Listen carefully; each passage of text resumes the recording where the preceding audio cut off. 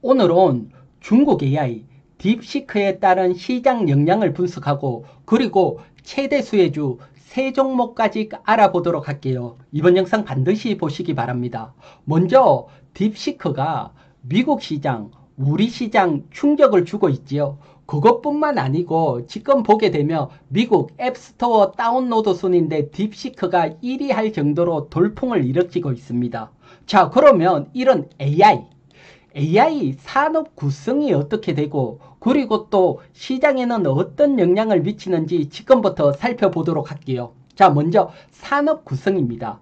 여러분, 네이버나 구글은 단순히 검색을 하는 거죠. 하지만 AI는 이것을 넘어서 인간과 대화도 하고 어려운 문제를 직접 풀어주고 추론도 하고 그리고 검색됐던 자료를 문서화도 시켜주고 그러려니까 막대한 데이터베이스가 필요합니다. 이 데이터베이스를 가지고 학습해서 성능을 끌어올리게 되는 거죠. 그리고 당연히 알고리즘이나 이런 소프트웨어도 필요하게 되고요. 그리고 하드웨어의 중요성입니다. 막대한 데이터베이스를 구동하려니까 빠른 하드웨어, 컴퓨팅 능력도 필요하게 되지요. 그래서 지금까지 미국 빅테크 애들은 어디에 큰 돈을 쏘아붙였느냐? 이 컴퓨팅 능력, 하드웨어 기술을 끌어올리는데 여기에 막대한 돈을 썼습니다. 얼마나 많은 돈을 썼는지 한번 보도록 할게요. 자, 지금 보게 되면 여러분, 아마존, 마이크로소프트, 구글, 메타 서로 막대한 돈을 쏘았죠. 이건 엔비디아 고성능 칩이 나오면 앞다투어 너거보다는 내가 더 많이 사겠다. 그러면서 엔비디아 칩을 삭스리 할 정도로 돈을 정말 많이 여기에 썼습니다. 그래서 합치면 엄청난 돈을 여기에 사용을 했죠. 하지만 이제 중국 딥시크가 나오면서 너거 거기에 돈 쓰는 것은 바보짓이야. 고성능 칩 없이도 좋은 AI 만들 수 있어. 그래서 보게 되면 비용입니다. 딥시크는 말도 안 되는 비용, 즉 우리 돈으로 약 80억에 고성능 AI를 만들었고요. 뭐 가장 지금 현존하는 최고 AI, 오픈 AI 같은 경우는 1,400억. 그래서 보면 비용은 5.6%밖에 쓰지 않고 성능은 정말 좋은 AI를 만들었습니다. 딥시크하고 오픈 AI하고 성능을 비교하면 일단 수학입니다. 요건 2024년 뭐 미국의 수학 정시 대회 요걸 풀었는데 딥시크가 점수가 더 높았습니다. 그리고 언어 능력, 영어는 오픈 AI가 조금 더 높았고요. 그리고 스스로 코딩 능력은 거의 비슷합니다. 즉, 저 비용으로 고성능 AI를 만들었다. 이게 지금 중요하죠. 그래서 어떻게 보면 AI 패러다임이 변할 수 있다. 막대한 하드웨어 지출해서 소프트웨어로 패러다임이 변할 수 있다. 그리고 딥시크 하나만 있는 게 아니고 중국에 보면 저가용 AI, 문샷 AI가 만든 키미, 그리고 알리바바가 만든 Q1 계속해서 고성능 AI가 나오고 있습니다. 그러면 미국 빅테크 기업 입장에서 보면 주가적인 측면에서도 큰 변곡을 맞이할 수 있죠. 주가 움직임 한번 보도록 할게요. 자, 보게 되면 여러분 요것은 빅테크 메뉴에 아마존부터 엔비디아까지 주가 차트입니다. 그래서 맨 밑에 엔비디아가 이렇게 움직이다가 AI, 챗 GPT, 오픈 AI가 출시하면서부터 고성능 칩이 필요하구나. 빅테크 애들이 막 사면서부터 엔비디아 주가가 강하게 상승을 했습니다. 그러면 이제 고성능 칩이 정말 필요할까? 2, 3년 뒤에도 이렇게 계속 엔비디아가 성장할 수 있을까 의문이 생기니까 주가가 이렇게 강한 상승이 계속 이어지기는 쉽지 않겠지요. 그리고 또 빅테크 전체적으로 주가를 보면 여러분 강하게 상승을 하다가 전체적인 조정을 받다가 AI 출시 후에 다시 상승을 하기 시작을 했죠. 이건 다른 게 아니고 여러분 구글이 검색 시장을 장악하면서 막대한 돈을 벌었잖아요. 따라서 AI 시장을 장악하면 더 큰 돈, 막대한 돈을 벌 수 있다. 그렇기 때문에 어딘가 얘네들 중에 AI 시장을 장악할 거다. 그러면 나중에 막대한 돈을 벌 수 있으니까 높은 밸류에이션도 괜찮다. 그러면서 주가가 상승을 했습니다. 물론 기업 입장이나 산업 입장에서 보면 AI 투자는 계속해서 이어질 겁니다. 하지만 우리가 생각하는 것은 투자자 관점입니다. 투자자 관점에서는 두 가지 큰 문제가 생겼습니다. 물음표가. 어떤 문제냐? 당연히 미국 빅테크 애들이 AI 시장을 선점할 거다 봤지만 중국도 저렇게 성능이 좋아 중국이 선점할 수 있는가 아니야? 여기에 대한 물음이 하나가 생기고요. 그리고 두 번째는 막대한 돈을 들여서 AI를 만들면 막대한 수익이 생길 거다 했지만 중국 고성능 AI를 중국 애들은 오픈소스로 뿌리고 무료로 막 개방을 해버립니다. 즉 AI 생태계를 교란시켰죠. 따라서 큰 돈을 정말 벌 수 있어? 여기에 대한 물음표가 생기는 겁니다. 이건 투자자 입장이죠. 그러면 이런 물음표가 불거진다면 이런 빅테크 애들이 계속 랠리가 이어질까? 랠리가 이어지지 않고 변동성이 나오지 않을까? 이런 현상까지도 딥시크가 만들지 않을까? 저는 이렇게 보고 있고요. 그러면 딥시크가 나오고 이슈화가 되고 난 뒤에 일주일 동안 미국 주요 기업 주가를 한번 보도록 할게요. 먼저 엔비디어입니다. 엔비디어. 딥시크 영향으로 확 마이너스 17% 급락이 나왔고요. 2, 3년 뒤에도 엔비디어 칩이 정말 지금처럼 계속 팔릴까? 그건 뭐 의문이 생길 수밖에 없죠. 그래서 반등하려다가 또 밀리고 그래서 일주일 사이에 15.86 그대로 하락이 돼 있습니다. 따라서 이건 최소한 바로 반등보다는 시간이 필요해 보인다. 최소한. 여기서 반등이 나올지 하락이 나올지는 또 의문이고요. 그래서 엔비디어는 좀 시간이 필요해 보인다. 요게 일단 차트가 얘기를 해주고 있고 그리고 또 AI 관련해서 전력이 많이 필요하다. 그래서 대표적으로 베르노바 차트를 보게 되면 확 하락을 했죠. 20% 이상. 그런데 절반 이상 엔비디어는 반등을 못했는데 전력 관련주들은 반등을 했죠. 이건 제가 봤을 때는 AI 수에도 있지만 전력은 산업 수에도 있거든요. 이 측면이 반영이 되지 않았을까? 그러면 산업 수에 요것도 지나가는 길에 잠깐 한번 보고 갈게요. 어떤 산업 수였냐?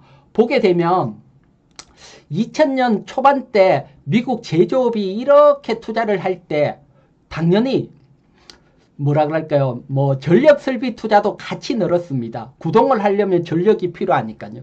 그리고 2010년대 초반 때도 제조업 투자가 확 늘 때 전력 투자도 늘었고요.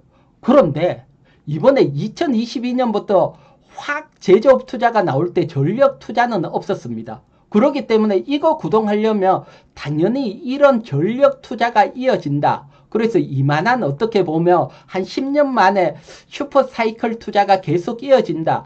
요게 반영이 되면서 반등이 빨랐지 않나 요렇게 보여지고요. 자, 그러면 미국 주가 살펴봤으니까 먼저 어떤 종목이 우리나라에서 수혜를 받을까? 그거 보기 전에 우리나라 반도체 시장 영향도 한번 보도록 할게요. 자, 보게 되면 여러분 지난 금요일 대표적으로 SK하이닉스 삼성전자 차트인데 삼성전자는 마이너스 2.42%밖에 하락하지 않았습니다.